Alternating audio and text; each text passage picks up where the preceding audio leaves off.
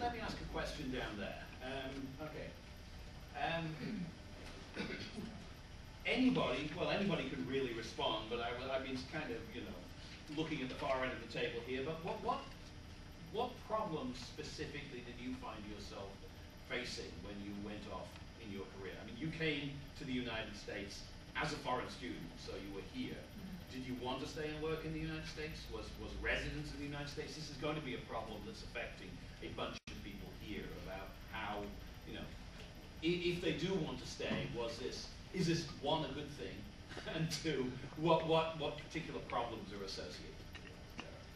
I actually probably not the best person to address that. I had legal residence here. I was a green card holder at the time. So, though there was Newt Gingrich during my Vassar years was threatening to withhold any federal funding for when studies. I took citizenship. So there was a fear factor in there as well, and I was worried that I was going to be kicked out of college for lack of funding. But so if you're here, the question is if you're here on a visa, and whether you want to stay. A lot of people are coming in on F1s or something, and they're going to be facing the kind of problems that are associated if they want to stay long term in the United States. I mean, obviously, a bunch of the people here are in fact foreign students here at the moment, and so that's a problem. Yeah. Yeah, I suppose it depends on the regulations on your visa. I don't know if any of you are on the required return home policy. I imagine you're not on a J1 or anything like that. But, I think you need to really use your international background as an asset and not to look at it as a hindrance. I think more than anything, you've got more of an advantage than an American student because you've got an international experience both academically and personally.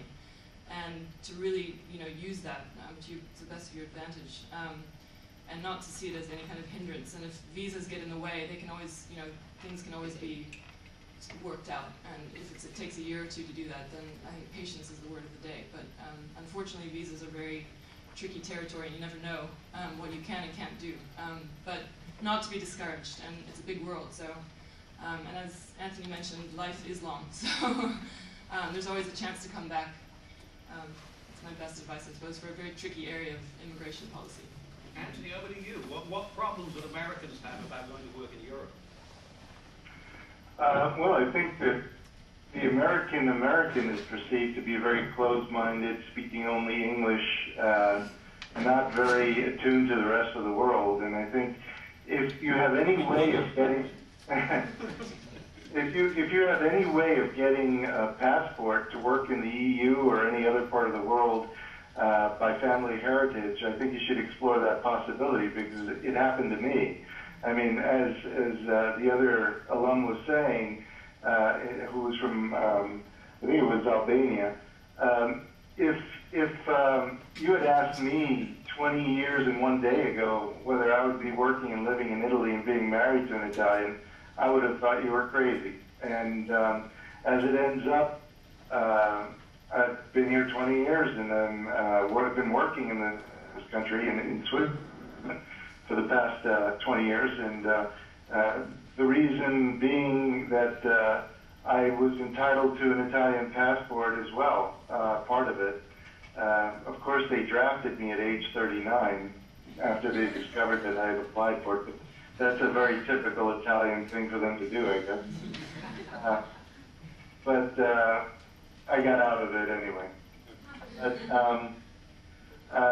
it's just important to be able to use any capability you have, and I think it's true that you should be looking at it as an advantage rather than a disadvantage.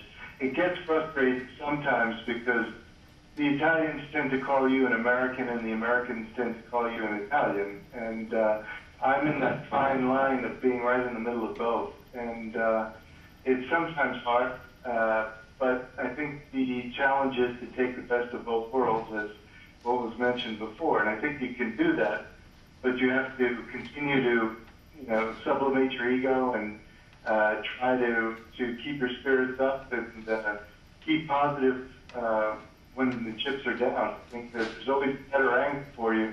The market is much bigger if you do have an alternative. Okay. Marie-France, are you still there? Marie-France, did you hear me? Yes, she's hearing me, but I can't hear her. Say that again? Can't hear me? Now I can now. One of my helpers unplugged something. We're fine. What led you? You were born in France, obviously. You were born in the room that you're talking from. So, what led you to come to the United States, and what led you back to France again? Well, I was born here, then went off to Africa for 5 years during the war, and my parents then divorced, and my mother married an American from Alabama.